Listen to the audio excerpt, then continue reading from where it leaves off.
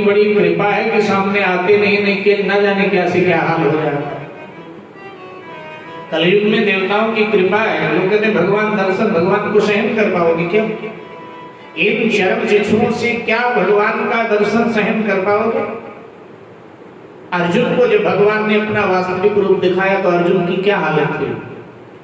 अर्जुन घबरा गया और उसने कहा महाराज मुझे तो मानवीय रूप प्रिय है, महाराज ये समेट लीजिए, इस स्वरूप को आप समेटो। तो अर्जुन नहीं सहन कर पाया उनके मूल स्वरूप को, तो हम सब कहां सहन कर पाए? तो दासी कुछ घबरा उठी देख वेश विकराल, और फिर धीरज धर कर कहा क्या चाहिए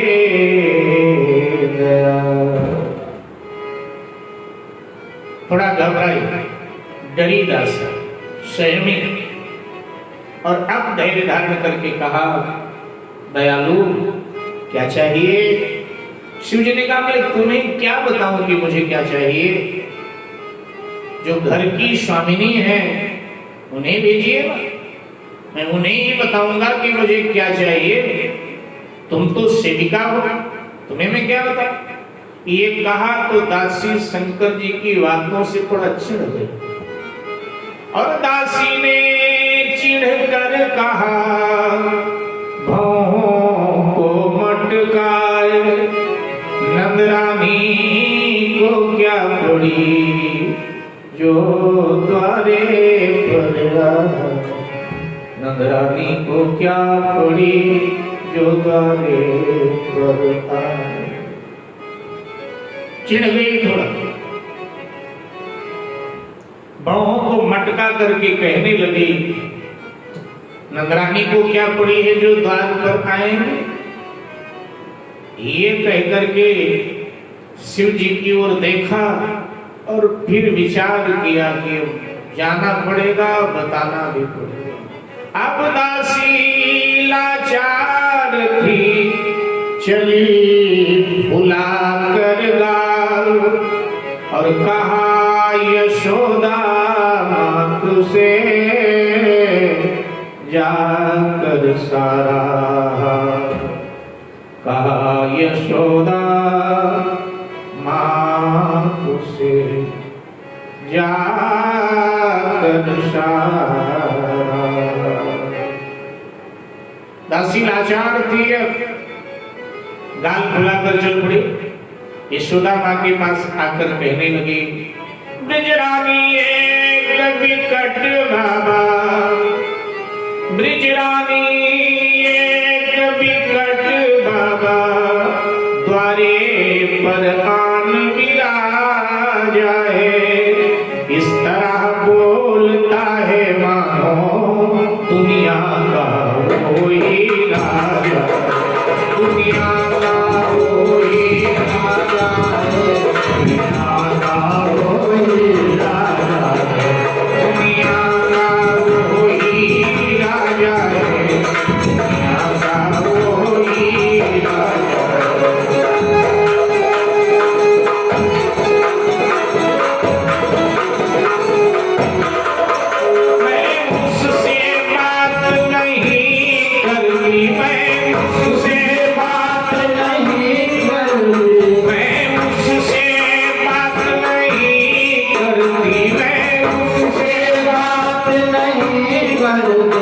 मुझको फटकार बताता है, मुझको फटकार बताता है, मुझको फटकार बताता है।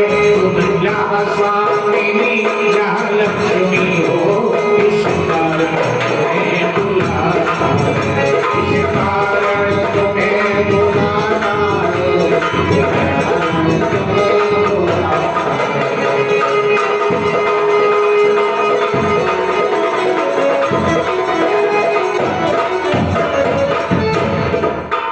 नंदरानी जी एक विकट बाबा द्वार पर खड़ा है भिक्षुक,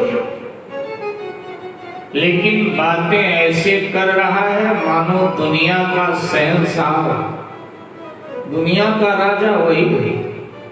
अब शिव जी तो दुनिया के क्या अखिल ब्रह्मांड के राजा हैं। हमसे बात करने के लिए तैयार नहीं, हमको तो फटकार लगा रहा है। आप गृहलक्ष्मी हैं, इस कारण आपको ही बुला रहा है। अरे इन भिखमंगों ने तो गृहस्थियों के नाक में दम कर रखा है। देश के राजा लोग भी इन भिखारियों के लिए कोई कानून नहीं बना। इस तरह बड़बड़ाने लगी। यशोदा ने कहा चुप, तुझे क्या पता अतिथि धर्म क्या होता। और ये कहकर माँ यशोदा ने कांचन के थाल में मोती माणिक के हीरे जवाहरात भरे और भर करके यशोदा मैया द्वार पर आई, प्रणाम किया शिव जी को और कहा बाबा मैं एक झोली आदि करो, मैं भिक्षा दूं। शिव जी ने देखा, अरे मैया भिक्षा में ये क्या कूड़ा कचरा इकट्ठा करके ले आए। बाबा कूड़ा कचरा नहीं है, ये हीरे जवाहरात, इसमें चांदी और स्वर्ण के सिक्के भी हैं। हाँ मैं पहचान रहा हूं, लेकिन अब मैं ठहरा साधु और साधु के लिए तो ये कूड़ा कचरा। तो महाराज फिर भिक्षा में क्या चाहिए? हमने सुना है कि आपके यहाँ लाला हुआ और आपका लाला बड़ा होनहार है, हम तो उसे ही देखने आए थे। एक बार दर्शन कराए? ना बाबा ना, कुछ दिन बाद आना, भी तो बालक है, कुछ देखता है तो डर जाता है, फिर बहुत रोता है, बड़े मुश्किल से चुप होता। और आपको देख करके तो जरूर डरेगा, क्योंकि गले में मुंडमाल, सर्पमाल, ये सब देखकर वो डर जाएगा। शिव जी कहते हैं डर जाएगा। अरे आपके लाला को देख करके काल भी डर जाता है, वो मुझे देखकर कैसे डरेगा? लेकिन वो तो माँ है, वो इस क्रूर भाषा को क्या समझे?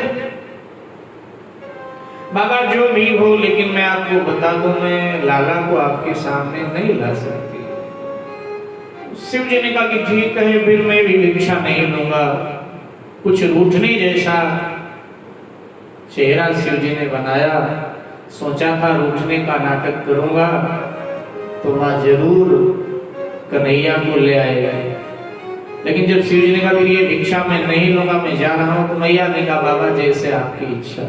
और शिव जी मुड़े तो मैया ने द्वार लगाया, भीतर चली गई। शिव जी ने कहा कि तो चुप हो, मैंने सोचा था ये कुछ डर जाएगी और ले आएगी बालक, अब क्या करूं? तो शिव जी यमुना के तट पर आ गए और यमुना के तट पर आकर शिव जी भगवान से भगवान की शिकायत करते,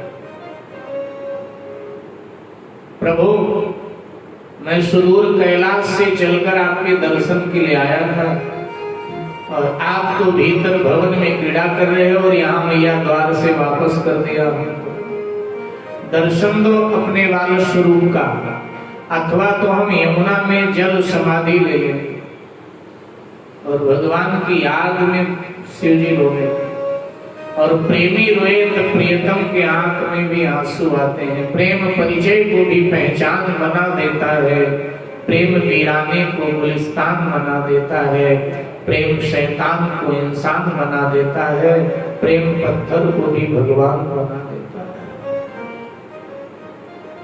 और जब शिव जी रोए तो भगवान के हाथ पांव हिला। मैया ने अनेक प्रकार से चुप कराया, नहीं चुप हो रहे हैं प्रभु। तो उसी समय मैया को आशंका हुई कि हो न हो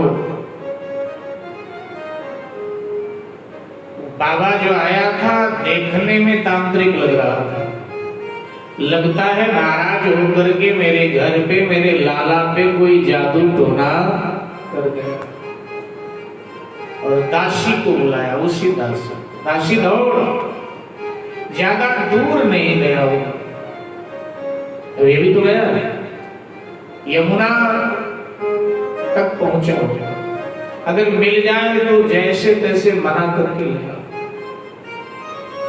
लाला का दर्शन बाबा को कराए देते हो, बाबा से लाला को आशीर्वाद, नजर उसी से उतरवाते। मुझे लगता है नजर उसी की लगी। घबरा कर कहा यशोदा ने, घबरा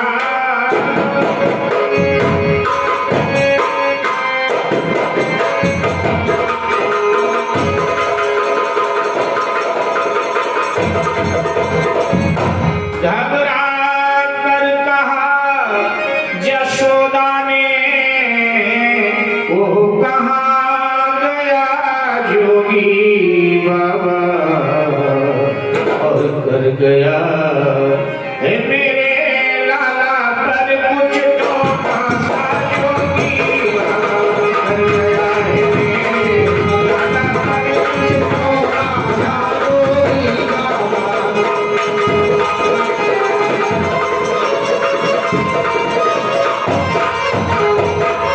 बाबा।